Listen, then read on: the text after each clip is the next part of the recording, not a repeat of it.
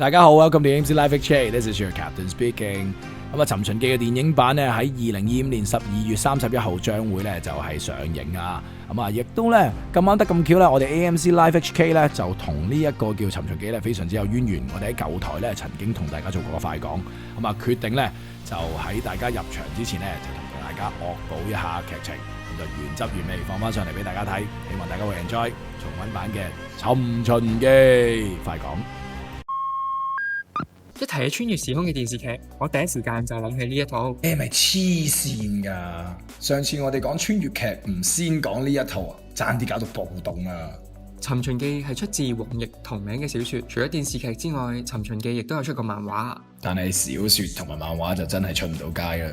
歡迎嚟到 AMC Channel， 我係快見，我係咩哥？今日就同大家講下古天樂告別公仔箱嘅最後作品，2001年嘅台慶劇《尋秦記》。你個樣幾似耶穌？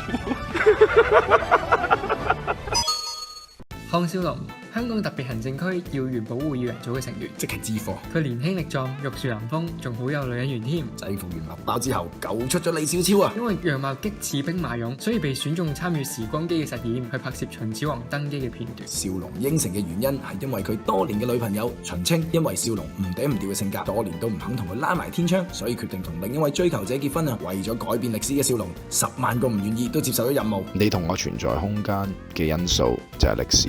如果歷史改變咗，你話會點？咁智叔真係喺少龍完成咗任務之後，幫佢改變歷史。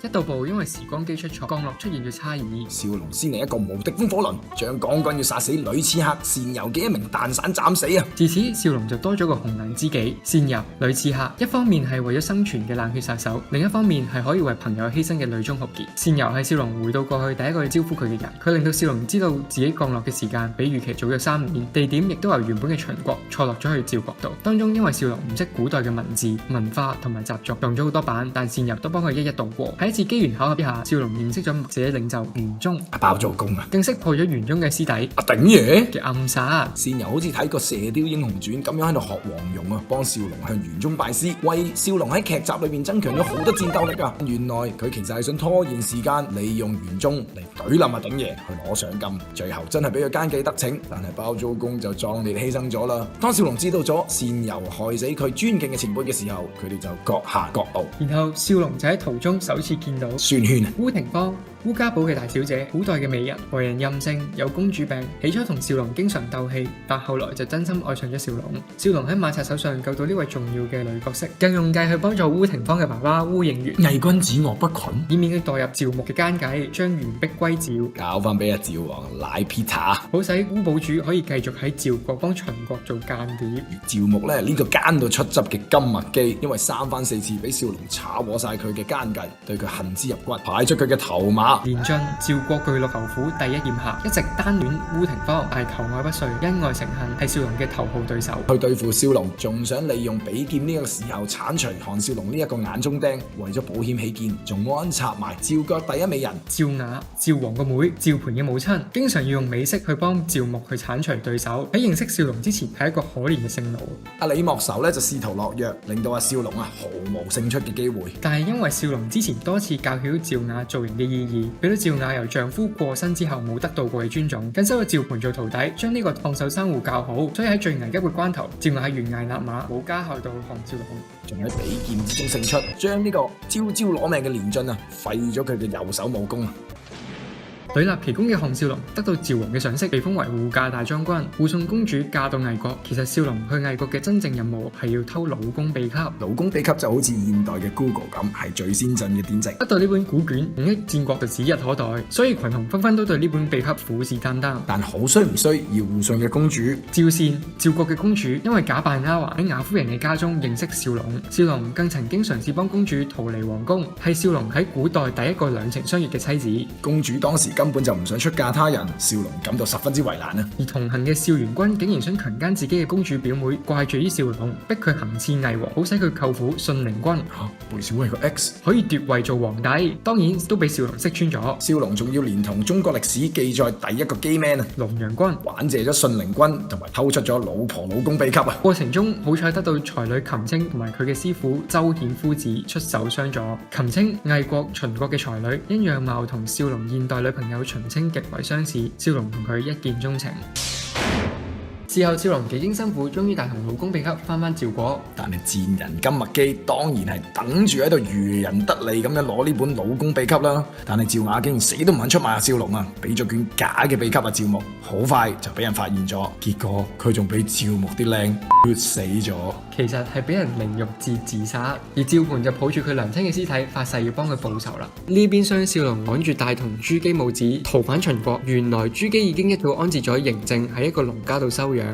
所以你就揾個假嘅 BB。但係細估唔到，原來真嘅嬴政一早都已經戰死沙場，嚇到少龍以為歷史已經被改寫。正當少龍諗住翻去負荊請罪嘅時候，朱姬竟然以為同行嘅趙盤就係自己失散多年嘅親生兒子嬴政，少龍就馬上將錯就錯，連朱姬都呃埋，要趙盤冒認嬴政，順便推佢上去做秦始皇。翻到秦國嘅時候，嬴政同埋朱姬夫人一眾人呢就狗犬皆升天，令到二王子成蟜同埋楊全軍啊大智慧啊都感到好大嘅威脅啊，動埋殺機添啊！呢個時候呂不韋就以為自己一路都奇貨可居，將一個便宜仔放咗喺呢個朱姬夫人身邊，秦王就懵盛盛封埋自己個仔嚟做太子。他日佢承繼咗皇位之後，自己就可以做仲父，或者可以取而代之做皇帝添啊！楊全軍當然就想用呢一道私生子嘅傳言去挑撥秦王同埋女丞相啦。但係少龍咧就用滴血認親呢一招啊！佢幫呂不韋脱去咗同朱姬夫人有染嘅傳言，但係當中當然又係少龍用現代科學去搞鬼啦。正正佢哋以為可以瞞天過海嘅時候，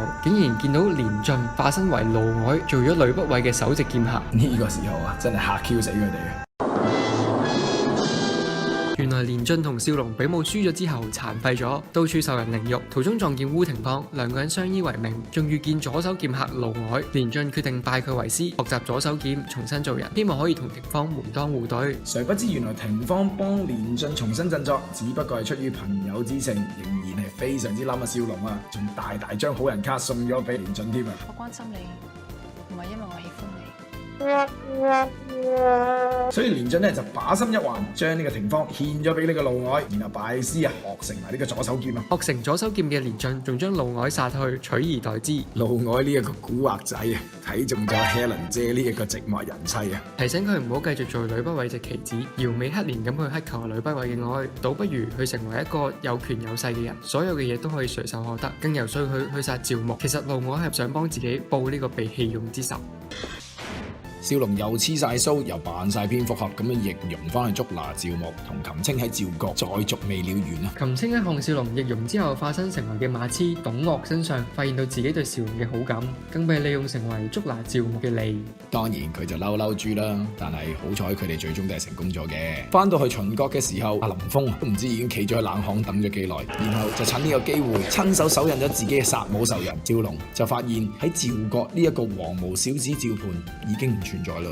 正當少龍凱旋回歸去領功嘅時候，三弟就衝出嚟傳來驚訊，原來公主喺少龍做任務嘅時候喺呂不韋府發現咗嫪毐想剷除少龍嘅奸計，俾人殺入門口，最終被發現屍體死因不明。少龍傷心欲絕，直闖呂不韋府大興問罪，但個個都有不在場嘅證據，當然有啲係流啦。少龍自公主死咗之後心灰意冷，朱姬就趁呢個機會推薦嫪毐成為廷尉一職。呢個時候各人都覺得時機已到，係時候去立呢個嬴政為太子。朱姬同嫪毐仲趁機挑撥呂不韋同埋秦王之間嘅關係，令到呂不韋要落慢性毒藥去毒害皇上。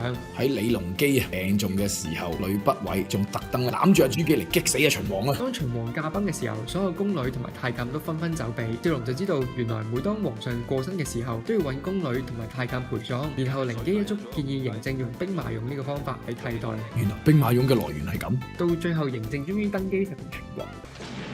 正當少龍煩惱緊點樣先翻到現代嘅時候，嬴政竟然為咗兒女私情，仲威脅話唔要政治婚姻，唔做大王。少龍就梗係頂落佢咁啦。嬴政決定把心一橫，離宮出走。誰知嬴政一出走就俾人偷去盤村，仲要流落街頭偷饅頭，仲俾人帶咗去衙門。嬴政聲稱自己係大王，咁咪當然冇人信佢啦。俾人打完鑊金嘅，仲要送落長城嗰度做苦工啊！嬴政喺工場上面體會到權勢係幾咁重要嘅一件事。喺呢一刻，佢心靈上產生咗巨變。為咗權力，佢願意不擇手段。喺一次機緣巧合之下，趙高太監認出嬴政，幫佢重返皇宮，宣讀祭物。呢個時候，成橋仲懵盛盛，諗住可以取代嬴政成為秦王。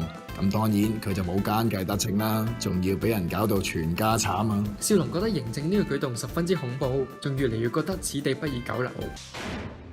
另一邊廂，善柔原來係為咗山區嘅兒童，當初先至成為殺手啊！佢仲喺陰差陽錯之下救咗落魄嘅烏廷芳，兩個人拍住上成為咗一對女殺手，不停咁樣美式殺人去攞賞金。呢個時候，殺人組織竟然下令善柔在內嘅5大高手一齊去咗少龍嘅首級。善柔同廷芳已經剷除咗其中一部分嘅高手，希望幫助少龍脫險。但係始終都有個殺手係揾到少龍，仲將佢重創，令到佢昏迷不醒嘅。好彩兩個女仔合力將其他殺手殺死。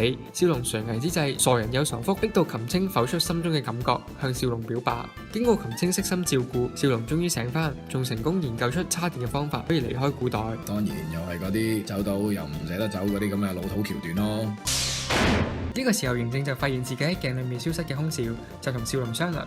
少龍馬上憶起改變歷史嘅嚴重性，如果嬴政唔能夠坐穩皇位，佢哋就會因為歷史改變而消失，兩人嘅生命更加係連成一線。同時，呂不韋同嫪毐就想剷除趙國內犯嘅李蒙大將軍，奪得民心，而奪走皇位。但係因為朱姬擔心嫪毐嘅安危，所以向嫪毐落藥，令到佢全身無力，不能出戰。少龍呢就同王翦啊，識英雄重英雄，一齊出戰李牧。可惜李牧並非善男信女啊，結果少龍就戰敗。剛剛戰敗嘅少龍逃到魏國，昔日好友龍陽君都攬佢唔住，爭啲俾信陵君懟冧咗啊！好彩阿廷芳同埋善柔啱啱救到阿少龍，但係廷芳就死口唔認自己係廷芳，反而自稱係歌舞團嘅台柱鳳飛，令到少龍摸不着頭腦。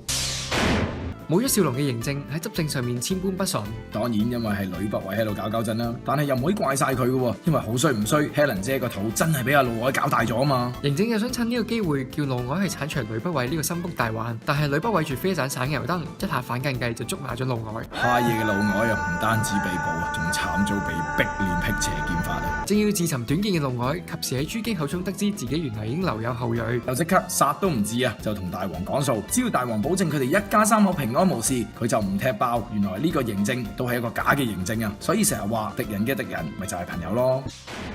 歌舞團喺呢個時候原來被利用嚟行刺齊王，幸得少龍同埋龍陽君及時制止。廷芳仲喺混亂當中為少龍擋咗一劍，身中劇毒，入埋 ICU 添。少龍仲答應廷芳，如果大步攬過就娶佢過門做妻子。善柔同少龍喺追查下就發現刺殺齊王嘅幕後黑手原來係墨子劍聖曹秋島。金輪法王，好彩少龍都唔執輸，一早已經偷咗佢喺神鵰俠侶裏邊嘅戰衣，仲符符碌碌殺咗佢添啊！好使墨子就得以重組。嫪毐喺呢個時候唔知喺邊一度揾咗個假嬴政翻嚟。係古人近視心定係六國中嘅韓國負責幫佢哋整容，所以咁容易俾人呃呢？黐白鬚就呃到你哋呢啲人。咁啱嬴政真係趁住朱姬誕子之後，馬上動手殺嬰。好彩嫪毐一早安排咗另一個嬰兒做替死鬼。呢個時候嫪毐就要殺嬴政嚟謀朝篡位，用之前嘅假嬴政嚟冒認大王。